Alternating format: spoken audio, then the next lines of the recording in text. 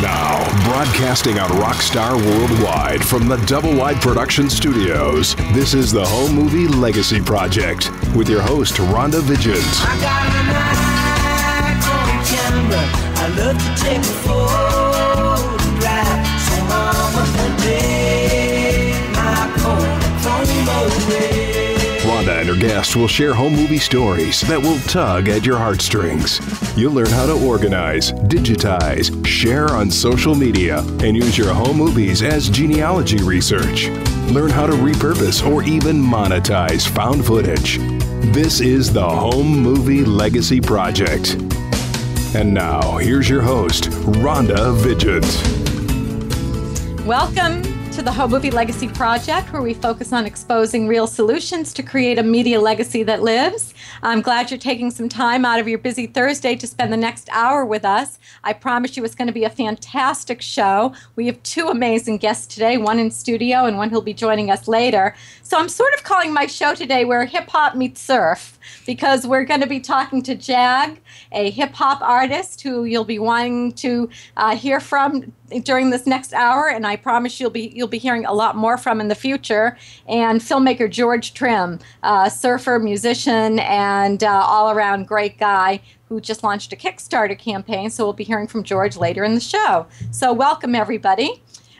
Busy week as always here at Pro 8mm. Last night we went to the LA Film Festival where we saw our client Andi Timona's film Brand, The Second Coming. It's a film she made about Russell Brand. It's got a lot of Super 8 in it, and it's really a very, very cool film. It sort of gives us a different perspective of Brand than perhaps we know about before, where he kind of explores some icons of his, such as Gandhi and Malcolm X and Jesus Christ and a whole other things. And, you know, the film originally had a lot of criticism, but I think that she did a really great job of showing us the authentic side of Brand that maybe we haven't seen before.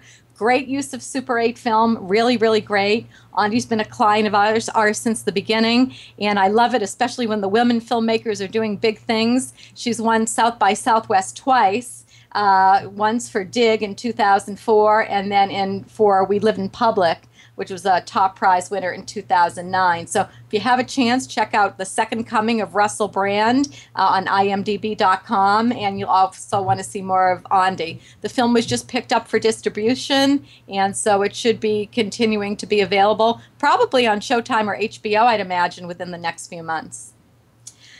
So, as I said, we have an absolutely awesome show for you today, and I'm really excited because I haven't really done much with the hip-hop genre, even though as a company, Pro 8mm has had the opportunity to work with all kinds of, you know, hip-hop artists. I mean, back in the MTV and VH1 day, as, you know, we did the music videos of all the, you know, iconic rappers from Biggie to, I don't know, I'm drawing a blank right now, but they've all, you know, their music at least has touched us in one way or the other for a long time. And so, you know, part of like what we'd like to do is help to promote people who are getting their careers going, so you get to know them, they get to know our audience, and you know, it just brings you more awareness of the kind of work they're doing and what they're all about. So with that, I'd like to welcome my good friend Jagg to the Home Movie Legacy Project. Hi, how you guys doing today? I'm really glad to be here. Very glad and very honored, actually, to be here. Definitely. It's great to have you. So anyways, I know that you've started, you know, this career back a while ago. How did you first get into music? I first got into music, honestly, from church. When I was a kid, I used to bang on my mom's pots and pans with her wooden spoons, and they ended up getting me a drum set, and that's kind of how I started producing, actually. And then years later, on my 19th birthday, is the first time I actually made a beat, and from that point on, it's been something I've just gravitated towards. Definitely by far the most. Just music in the whole is already so influential, so to be a part of that is just an honor in itself. I always find it interesting how so many people start their music career in church, right? Because that's oftentimes our first exposure to music outside the house. So did that have an influence on your style? The drums portion of it, definitely. As far as when it comes to producing, the drums definitely is all influenced by me playing the drums at church. I like to implement those qualities into a lot of the productions that I do make. Also, as far as arranging, a lot of the way my songs are arranged, sorry about that, has a lot to do with how I learned how to do music in church. Also. Cool, cool. What kind of drums did you play? Right now, I actually play on a Remo set. All right. One of my best friend is president of Remo Drums. Oh, wow. Yes, Oh, man. absolutely. Okay. I'm having dinner with his wife tonight. Oh, man. I need some new drum heads, actually. Yeah. I was hoping you'd say Remo. Those are definitely... it has like a warm sound to it. Yes. I don't know what it's really hard to explain. Like as soon as you once the stick hits the drum head, it just has the warm sound just carries out also, and it lasts a lot longer. Like the range of it is just real good. So it's one of my personal favorite sets, yes. personally. Yeah. Well, we could talk a lot about Remo drums too, because I know a lot about Remo drums now because of our connection with our friends. But I do agree with you. I think it does have a nice warm sound. So that's very cool. That's very cool. So you grew up in LA? Yes, I did. I grew up I grew up around California, period. My family, we migrated. I was born in Watts, and then we moved to Norwalk, and then we moved to Buena Park, and then after that we moved to San Bernardino, and then now I live in Victorville. So I kind of just went up north kind of thing. So, I think that that's also helped me music-wise also, just being exposed to so many different areas and so many different cultures. It just, I don't know, it just helped out a lot. Yeah, absolutely. You begin to, get influences from, the different places you live and experience. Yeah. And so it makes for a much broader, richer kind of experience. So that's cool. So, as a young emerging artist, what were some of your biggest obstacles? The biggest obstacle for me is always getting the right exposure that's needed and getting to the right people. And that's always been like the biggest obstacle, is making sure that the product gets into the hands that it needs to get into, so they can actually get it to the people that needs to hear it the most, that'll actually benefit from it the most. So that's honestly been the only obstacle that I've actually had to face, really, with music. Yeah. So I'm sure you must have gotten some breaks then along the way. Yes. Yes. By far. The biggest break would obviously have to be the one that was the song that was placed in Step Up Revolution. That was by far the biggest break I've had, because it was my first introduction to how the music industry works. But other than the fact of just making music, knowing how it works behind the scenes, which is very important. It's very important that you know what's going on behind the scenes also, just so you'll know how to make sure you take care of everything that you need to take care of legal-wise and everything else. So Right. So tell me about that. So the song I read is called Jungle Ship? Yes, it's called Jungle Ship. How that song started off, I was making my second project that I was working on at the time, and I kept telling myself I need to have some type of club record, something more upbeat that can get people going, just some real high energy. And it was around 1:30 in the morning, and I was just clicking keys on my keyboard, and then I heard this sample, and then it just kept playing in my head, and then I added a little 808 under it.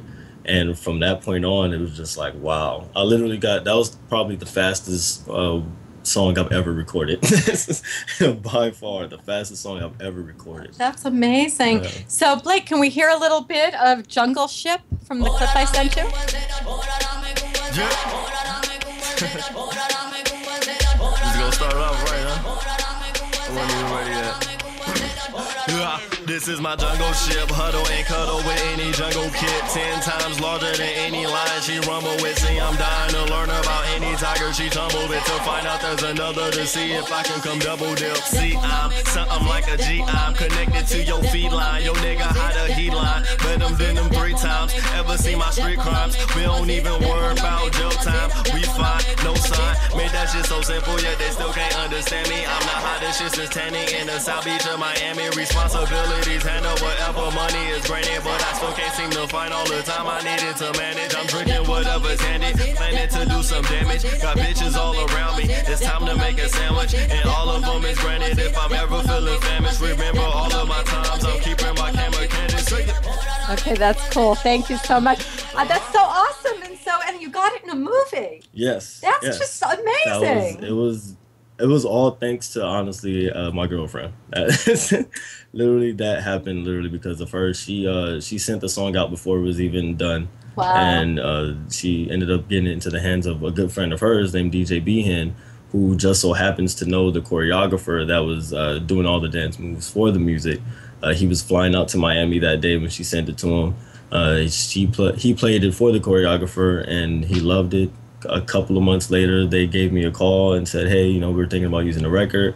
And then a couple of months later from that, it was a done deal in the movie theater. That's awesome. That's really fantastic. Yeah.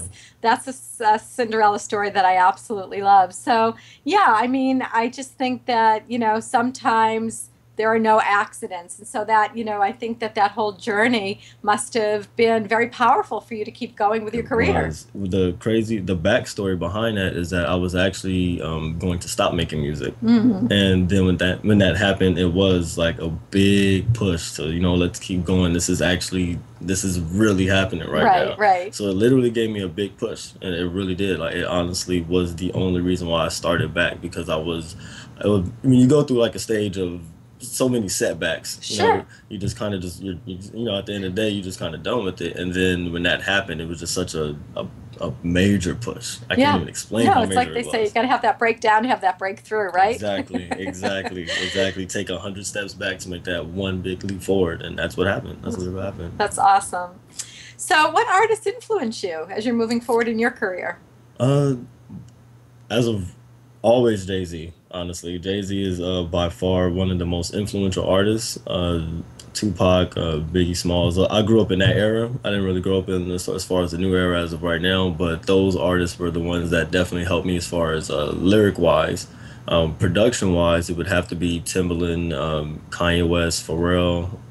They definitely have a major influence on how I do everything when it comes to my music. Right. I mean, it's interesting. I mean, here I am, almost a 60-year-old woman, a white girl from the suburbs, but grew up, as like one of the only white kids in a black neighborhood, and we always sang Motown. Like, and to this day, I'm a Motown girl. I'll always be a Motown girl, and I couldn't wait to see the play when it was here in LA this month. And I listened to your words, and they're so moving. Like, they are just so moving. Thank you. And I think that a lot of times, particularly in mainstream America, we don't really take the time to listen to what the artist is trying to say. Exactly. And it's no different than, Henry Fellow Wadsworth writing their poetry. So what are your thoughts about that? I think that's the biggest issue that I feel, or that I have with a lot of hip-hop music that's out right now, because a lot of it's actually not saying too much of anything. And music is supposed to be, well, not supposed to be, but music is a very influential instrument. Music can bring all kind of genres together. It can bring all kind of people together as a whole.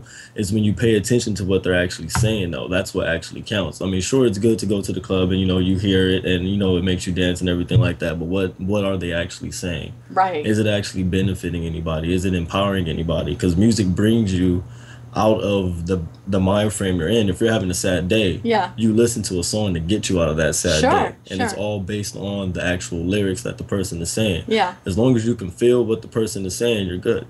So what influences you to get your lyrics written? Because they're really fantastic. My life. Okay. Definitely. My life influences my music a lot. They say art imitates life, right? Or life imitates art. For me, it's definitely life imitates art. Okay. That's where I'm a storyteller rapper, and what that means is that you tell stories, and that's literally where all my material comes from. It comes from stories that's, whether it's from a childhood to an adult to a teenager, everything derives from how my life has been and all the different changes. And I think that's what makes the story even broader. That's how you build a more cohesive album, is when everything is telling the actual story, because it keeps the listener involved, for number one, and it actually gives them an insight on who you are as a person personally, which then makes it easier for you to connect with the fans, because now they could connect with you on more of a different level than versus just having them be in a club. They can connect with you in the emotional way, because when you're going through, but I know when I'm going through something emotional, I put it in my lyrics. It sounds and great. That's how people connect. All right, so let's listen to a little bit of the next clip. It's called Like Me, so let's listen.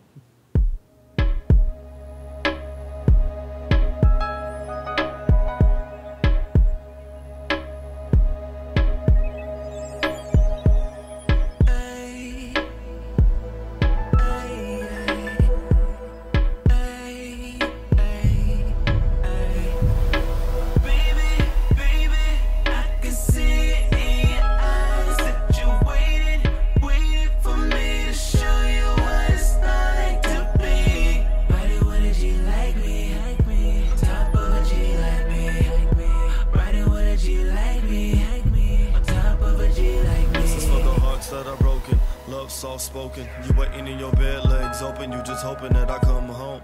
Rose petals on the floor still. Bubble bath, glass half full of Armadale. Lauryn Hill singing monotone. Sweetest thing she ever known, like a kiss on the collarbone. I told moms that I love them strong. You know the ones that group of black boys in the hood, leave you alone. They ain't the one to listen. Yeah, I care about you, but I ain't the one to miss you. Love the ATL women because they like to share. Asked if I love fruit, I said I love peach and pears. What appears to be seasonal can last long. My long endeavors always turn into a sad song. She asked, am I your player, so the kinda. You see all those crumbs over my bed that's left over vagina. Thank you for that. Yes, it really does draw you in, right? Because it is telling a story. Yeah, it is. That song in particular, it just happened to everything flowed so easily. It's something that when you actually make a record that comes out easy, it usually comes out easy because the song, the beat by itself speaks to you. So the beat by itself kind of tells you what to say in a way. It's easier to get the story across when the actual production portion of it is right where it needs to be at. Which for me, that's how I get my inspiration. Definitely comes from the production side of it also. That's awesome. So we're going to be going to commercial break. Don't go away. We'll be right back after this break on the Home Movie Legacy Project. I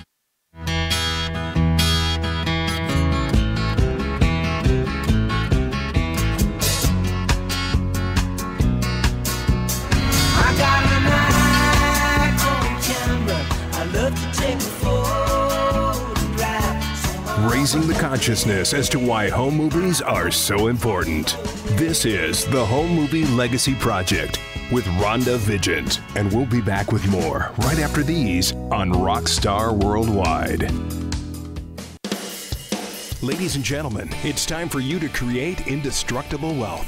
Get ready for wealth with Paul Mata and create indestructible wealth. Learn how to make, sustain, and protect your wealth in any economy. Listen live every Wednesday at 7 p.m. Eastern and on demand 24/7 right here on Rockstar Worldwide. Paul Mata is the creator of the system for creating indestructible wealth. Paul will share easy tips and strategies on how you can grow all of your assets so you can live an abundant and prosperous life. Each high-energy show will feature interviews with experts who will help you on your path to creating indestructible wealth. For more on Paul, the show, and his Create Indestructible Wealth boot camps, check out Create Indestructible Wealth with Paul Mata or go to createindestructiblewealth.com. Learn how to make, sustain, and protect your wealth in any economy so you can live an abundant and prosperous life with a passion to serve others. Are you excited about getting your home movies and photos organized, but don't know where to start? Well, the Association of Personal Photo Organizers, www.appo.org, can help. The photo organizers are made up of a community of people. They're organizers, photographers, graphic designers, storytellers, historians, people just like you who love photos, home movies, and most importantly, the stories they tell. Through training, education, networking, and collaboration, the Association of Personal Photo Organizers strives to advance this new and growing profession of photo life management. Our hundreds of trained personal photo organizers specialize in helping you rescue your irreplaceable photos and home movies and organize them in ways that make it simple to share your memories, lives, and traditions. Our goal is to help you make those distant memories tangible so you can cherish the life that you share with others. If you need help, look for a personal photo organizer near you by going to appo.org. We are excited and ready to help. Welcome back to the Home Movie Legacy Project, showcasing compelling interviews with people who are telling their personal stories. Rhonda is all about preserving our visual heritage for generations to come before it's too late. So let's get back to the show. It's the Home Movie Legacy Project on Rockstar Worldwide. And here again is your host, Rhonda Vigent. And welcome back to the show where I'm interviewing my guest today, Jagg, hip-hop artist, producer, writer, and I'm so glad to have you here. I'm glad to be here. Yeah. So when you write or produce, do you have a particular objective in mind of something you want to achieve? It depends on honestly what's going on in my life at that time. Definitely.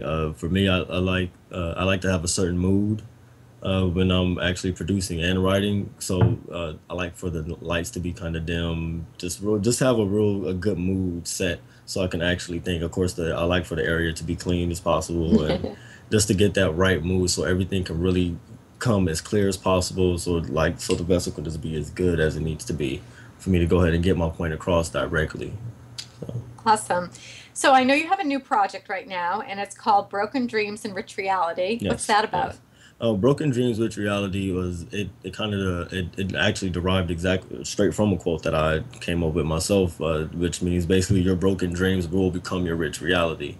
And what it's basically saying, as long as you push through and keep going, you'll reach your goal, but you have to make sure you keep going. You have to make sure you see everything completely through. And so many people forget about their dreams because they were broken, and you never know what could have happened from it. If you would have just went that extra mile, your broken dreams could have definitely became your rich reality, which you are definitely a testament to that, because just everything that you've built right here is a rich reality for you. So, and it's not always in terms of rich being money. Exactly. It's not always about money. Your rich reality does not have to do with money at all. It can be whatever you want, as long as that's your reality. That's Sure. what makes it rich. There's an expression called 10 feet from gold. Do you know what that is? I've never heard of that. Yeah, it's like they use it in a cartoon. It's illustrated by a cartoon of like some guy who's digging and digging and digging for gold, Mm-hmm. and you can see like in the picture that he quits because he's dug and dug and dug and dug and dug this path where he thought this gold was. Mm-hmm. And he finally never found it, and he quit, and you can see it's just on the other side of the wall in the picture. Man, and that's it's a very exactly what it powerful picture. I'll post it, but it really is exactly what you're talking about, that sometimes it just takes, even when you want to quit, if you go just a little bit further, it's right there. It really is. So, well, I think that's awesome. So what other genres of music do you listen to? I listen to all kinds of genres. Right now, I'm really in my eclectic stage, which is kind of like electronic dance music.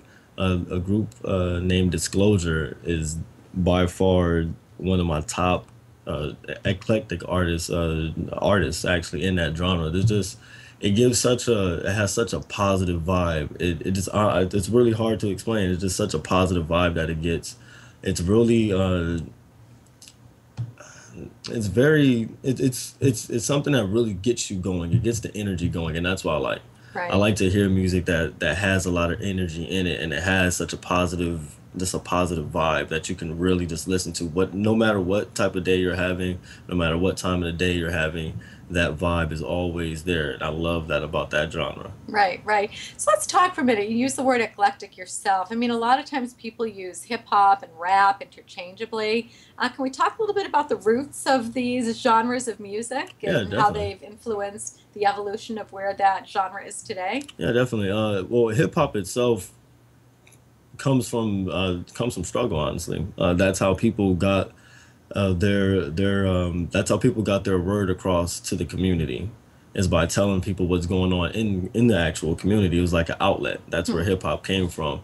Rap kind of came later when it became more of a business, honestly. That's kind of where rap came in. That's why they have the term backpack rappers and hip hop artists and rappers. And like a hip hop artist would be, we'll say, a Tribe Called Quest. They came out back in the 80s. That's a hip hop artist. And then you have rappers, which would be the new artists that are here today. Schoolboy Q, who are definitely incredible artists, but those are rappers now. So it's hip hop really comes from expression, which rap is also an expression also. So they kind of both have like a thin line between each other. A lot of people revert to hip hop being the golden age of rap, which is where, to me, I think you had to have hip hop in order to get rap in the first place. So they're both intertwined with each other. You need one. You need both of them. One can't be without the other. One can't exist without the other. Is how I feel about hip hop and rap. But it is good to know what the difference is between the two. For sure. Yeah, hip hop is more of storytelling. Rap is more of boastful, honestly. Okay. All right. That's interesting. And so where do you think it's going? Is it going to continue to evolve? Yeah, definitely. As long as people remain true to who they are and still understand that music is always should be the number one focus. as long as the music is good and as long as you're trying to push the culture in a more positive way, it's always going to continue to evolve. And it honestly evolves just as much as the time does. If you think about back in the heyday, in Motown, all their songs was about love. Everything was promoting love, and it was even the songs about heartbreak was still loving. And that's what was going on in that time frame. And then now you have a lot of the music is more, it has so much anger and passion involved in it because that's what's going on in the time. So music is always going to evolve as much as the time frame does. Everything is always going to follow that same trend. Something new is going to happen. So hip hop artists are going to talk about that. As long as our lives keep evolving, so will music. Sounds great. So what do you how do you feel that making music is, being consumer? I mean, when you're making music, is it done for the consumer or is it done for yourself? I personally think it's done for both. I think it comes from yourself first, because you're telling your story and you never know who your story can reach. You never know who your story can reach at all. So I think it's for the consumer just as much as it is for the actual artist, because for the artist, it's an outlet.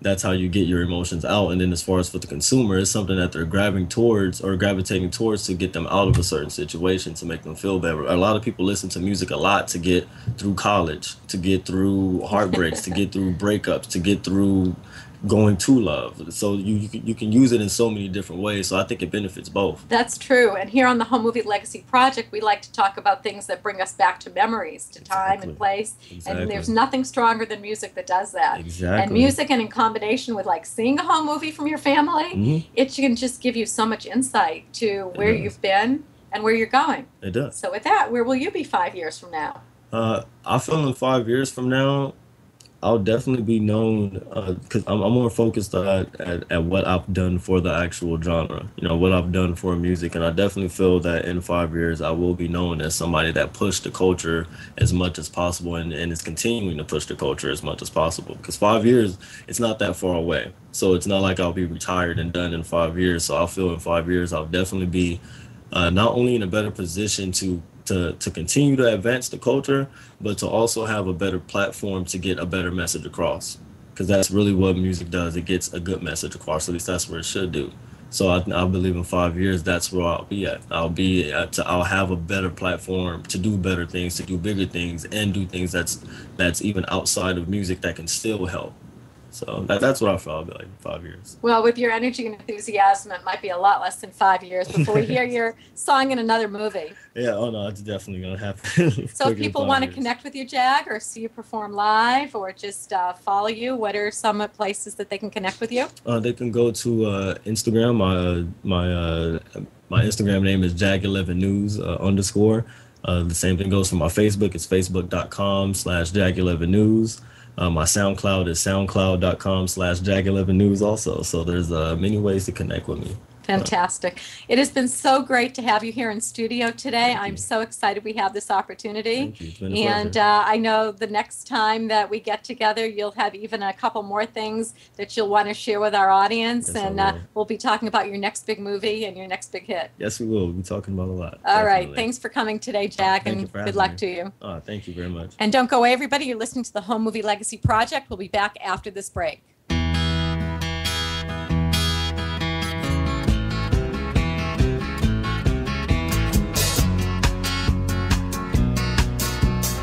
I got an iPhone camera.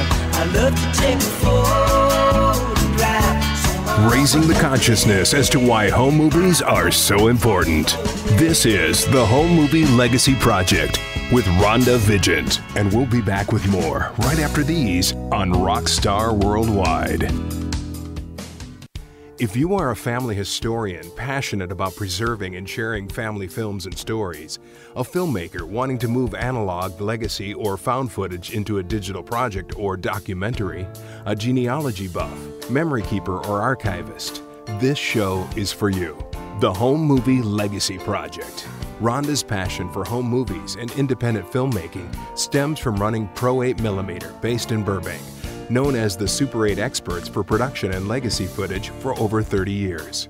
They have worked on thousands of projects for moguls and the masses, including Hollywood blockbusters such as Argo, Super 8, and JFK, TV shows, music videos, commercials, and the personal family film legacy of the world's most famous faces, industry icons, award-winning documentaries, and archival footage for the presidential libraries and museums.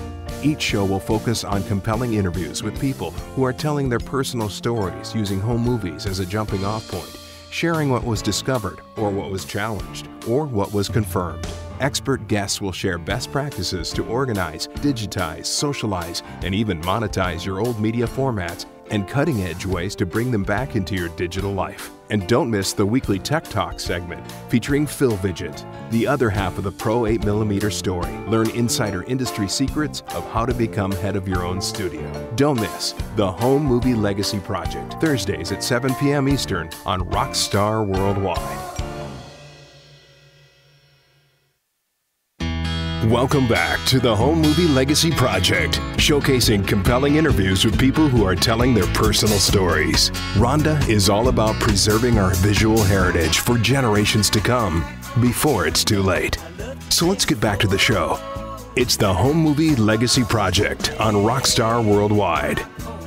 And here again is your host, Rhonda Vigent. And welcome back to the Home Movie Legacy Project. I'm glad you stuck with us through the break. I have an awesome next guest with us through the end of the show today. And so, George Trim, welcome to the Home Movie Legacy Project. Hey, how's it going, Rhonda? It's going great. Thank you for taking time out of your very busy schedule to be with us here today. Yeah, thank you. Thanks for having me. Yeah, I'm so excited. I just got the information yesterday on your Kickstarter campaign for your new film, Forbidden Trim. Yeah. That's going pretty good. We launched it yesterday, and I've just been sending a bunch of emails, talking to everybody, replying to everybody. It's awesome. Everybody's seeming to respond pretty well to it. Fantastic. And so, yeah, now I'm on the wild ride of running a Kickstarter campaign, which is... Right. So tell us, what is the film about? The film is it's a surf movie, and it's about... We kind of mix genres. So it's about a commando who gets sent on a mission into this forbidden, unknown land. And his mission is to kind of crack the case about a mysterious crime network that's been rumored to be doing some mysterious experiments in the jungle. So he gets sent in, and when he arrives, he finds surfers there also, and he switches his mission and kind of uses them to finish his operation. But it's a surf movie also, so it segues into montages and then comes back to the storyline when that gets a little bit old. Yeah, I mean, I was watching the trailer and I'm like, this is really incredible in terms of, how many different kind of looks that you were able to achieve and in just the trailer alone. I particularly like sort of that old vintage look that was part of the trailer. Tell me about that. Yeah, so I'm trying to mix together a lot of different styles. And so the majority of the film that I used to shoot is called Super 8 film, and it gives this natural nostalgic. Shooting it for a while and collecting all these different images from all across the world. We've gone to a lot of different countries, and what we have now is just hundreds of different styles of images, but mostly shot on Super 8 film. We've mixed some 16mm film in there also. Uh-huh. And we've also shot a lot on digital cameras for some of the special effects. We have stop animation throughout the film, so we did all the stop animation on digital. But the majority of the images that you see in the movie are actually on celluloid, and it does give like a really nostalgic look to it. I love that. And you hit upon something that's very close to my heart, and that's the spirit of independent filmmaking. So I know you've been a cinematographer for a while. Have you always tried to work on film, at least, to get some celluloid into your projects? I started on film. I've been shooting for about 6 years, and so I was an art student, so I was really into art. And when I stopped going to college, I moved to film. I thought it would be a good move, so I bought some film and went to Australia. And yeah, I've just been shooting on film ever since. It's kind of an artistic medium in cinematography, and that's kind of what I've chosen to go down, the road that I've chosen to go down. Awesome. The trailer had some really cool miniature models. Tell me, how did you make those things? They were really very, very incredibly detailed and cool. And I was just looking at them like, wow, now that's a lot of work. Yeah, so the process kind of started out like this. We would go to different countries on surf trips, and we'd find buildings to shoot at. And so I'd put some of the surfers, make them act, and kind of walk through these buildings. And one of the buildings that we found was actually in an abandoned mansion in Costa Rica, and all the windows were blown out of it. And so we went into there and filmed a couple scenes. And when we got back of the building, so we shot in like the dilapidated version of it, and I built the brand new version of it, and we put some scenes, we filmed that and put some green screen actors inside the house. And so halfway through the film, the house explodes, and so the original footage that was shot is actually the first stuff we shot. So packed with that. There's also a Huey helicopter model that my friend and actually the star of the movie, Colin Whitbread, made. He's a really skilled model maker, and he's really good at painting them. And he kind of taught me that whole trade as we went along. Without him, I don't think we would have done the models. It was just one of his skill sets that came onto the movie. Yeah, it's really incredible. It really gives a very unique element to the film that I think, really sets it apart from some other stuff that's out there. And, I think that'll really, help you get the attention of the Kickstarter crowd. So that's awesome. I was also go ahead. We're just trying to stick to some of the practical effects that were used back in the day to achieve some of these problems that you get with filmmaking. There's just such big budgets that go into these movies that we try to cut the corners by building little miniatures and using them instead of renting crazy mansions in the jungle. Yeah, no, it's you could definitely tell that it was a labor of love. I was also pretty impressed about the soundtrack. Who was involved in that, in scoring it and playing it? Yeah, so my good friend Jake Rosen is the guitar player. We've been playing music for a long time, and it was just kind of a natural thing that we came together and started making the score for this movie. The drummer, Brian Stewart, came on a little bit later, and we've formed a three-piece band called the Forbidden Trim Band. And so we've just been taking about two nights out of the week and coming together and recording all this music for this movie. We did actually have some other bands that were involved in the picture, and the music is great and it fit really good.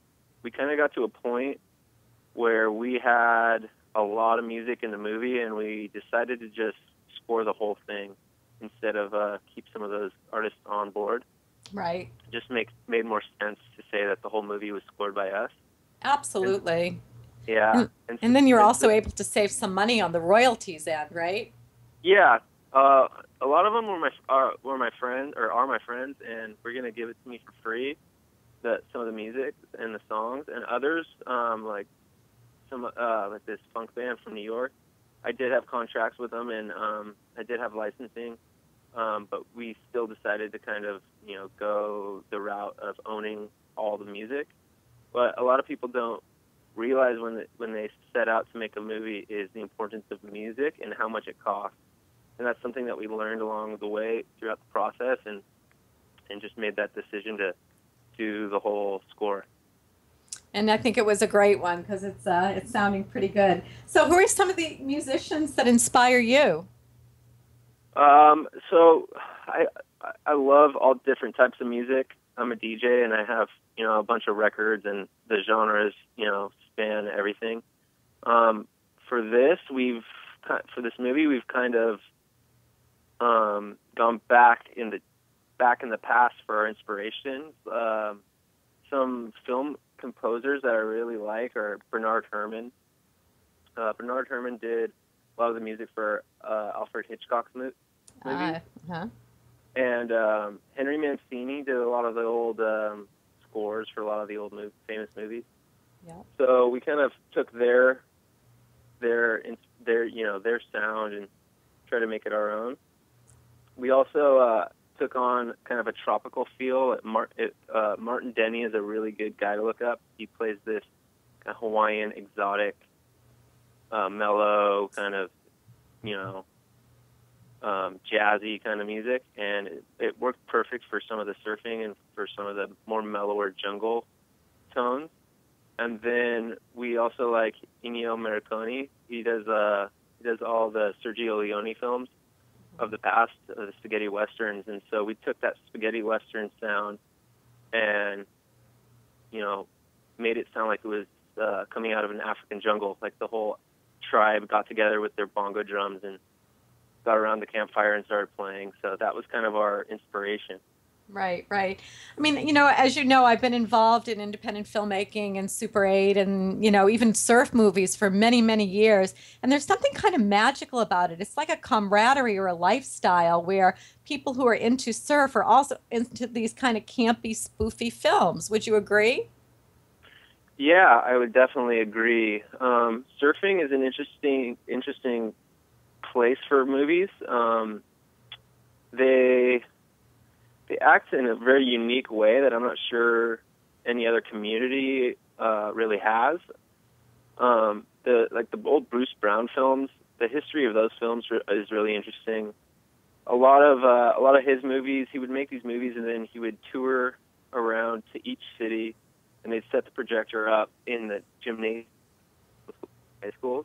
And you get all these kids and adults and everybody in between to come together and watch this old footage of Waimea Bay going off or Pipeline back in the day, and everybody would be super amazed. But also there's this humor aspect to it too that Bruce Brown did that inspired me a lot. I think a lot of surf videos today is just like straight wave after wave after wave after wave. It's just surfing, which there's no problem with that.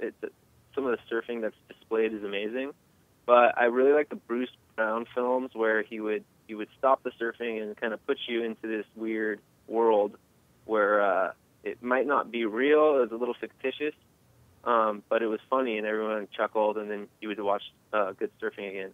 That was a lot of the inspiration for this film. Awesome. So your Kickstarter campaign launched yesterday. How long does it go for? It goes for 30 days. So yeah, we're 24 hours into it, and we've raised $4,000, which is good. We're on track. We still need a lot of help. So right. What is your ultimate goal? How much do you want to raise in the 30-day period? $30,000. $30,000, and that's going to be used to sort of do all the post or the finishing of the film.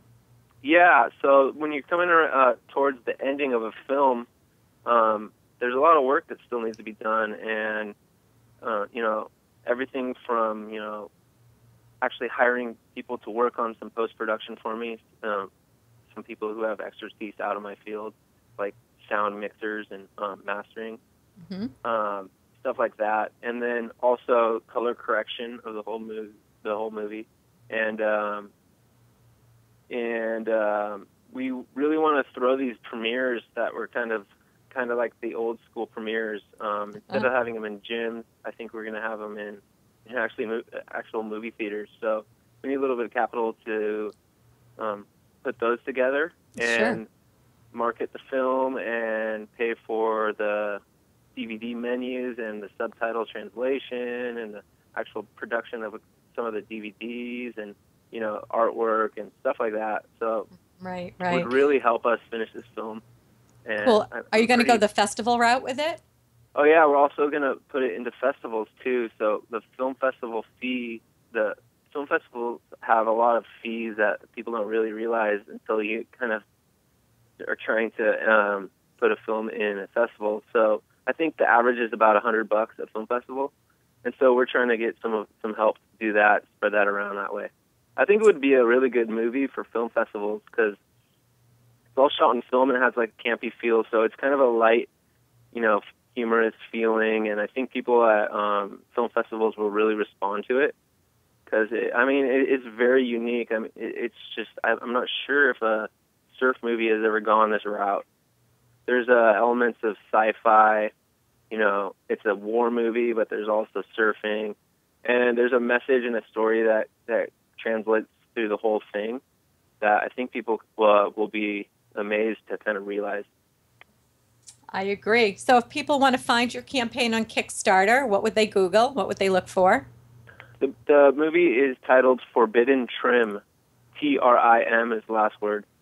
So Google Forbidden Trim Kickstarter, or you can Google my name, George Trim. My last name has 2 M's in it. And so Google that and check that out. Yeah, if any contribution would be greatly appreciated. So let's talk about the rewards. Some people are all about the rewards when it comes to Kickstarter. What are some incentives that you're offering? Yeah, so we are offering a lot of different incentives. At the bottom level, we're giving you a digital download of the movie. Once it's finished, we will send you an email link, and you can download the movie that way and have it forever. A little bit higher, you can buy the DVD or the Blu-ray disc. On top of that, we're offering a T-shirt, and we're offering actual limited Forbidden Trim board short made by Birdwell Beach Britches. They're actually, I think they were made. Birdwell came around in the 70s and was a whole part of that whole beach culture during the Bruce Brown era. And so we're really lucky to team up with them and be able to offer a pair of swim trunks with a patch that says Forbidden Trim on it. It's a really nice token for surfers to come, you know, get a pair of trunks, but also help contribute to a film that's being made. We're also offering a poster, and we are also offering a wetsuit jacket top. It's long sleeves, and it's made by a really amazing wetsuit company called Matus.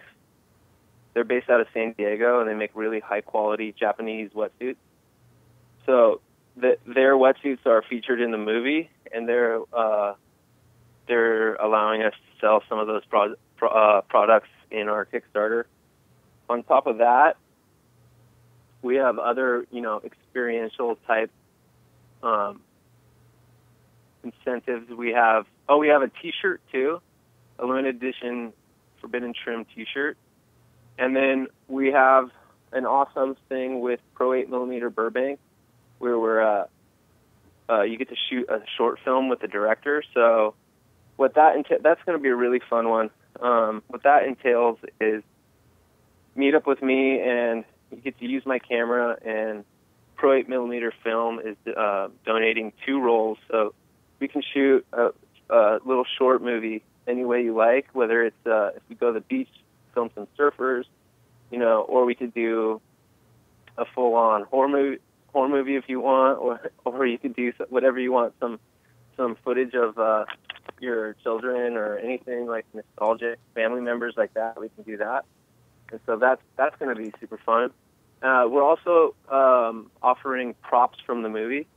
We have a helmet worn by the main actor, and then some of those models that we were talking about are offered on the Kickstarter too. We have a satellite model that is up there. One sold for $1,000 yesterday, which was awesome. Wow. That's cool. then, well, that's what I love about Kickstarter, right? It's the way to give money that keeps giving. So, well, George, before we wrap the show today, I just want to thank you for coming on. I wish you so much luck with your Kickstarter campaign. Thank And you so much. just one more time, if people want to donate to Forbidden Trim, how's the best way to do that? Go on Google and look up our Kickstarter. Also, follow us on Instagram. It's Forbidden Trim on Instagram. We also have a movie website called ForbiddenTrimMovie.com. And yeah, just take a look on the internet and try to find us. It shouldn't be too hard. And your contribution would be greatly appreciated. It would really help some independent filmmakers finish their dream. Great. Movie. Well, I'm a big admirer of what you do, and you're a great role model for people who believe in independent cinema, and I'm going to source that your Kickstarter campaign gets fully funded. So thanks for joining us today on the Home Movie Legacy Project. Thank you so much, Rhonda. It was awesome. You're welcome. Okay. And so, everybody, that's a wrap this week. I hope you had as great a time as I did listening to where the rap and surf meet the road, two fantastic lifestyle, types of things that some of our friends and clients are into. And, it's all about our journey, our storytelling, and the legacy we leave. So that's a wrap, everybody. We'll see you next week on the Home Movie Legacy Project.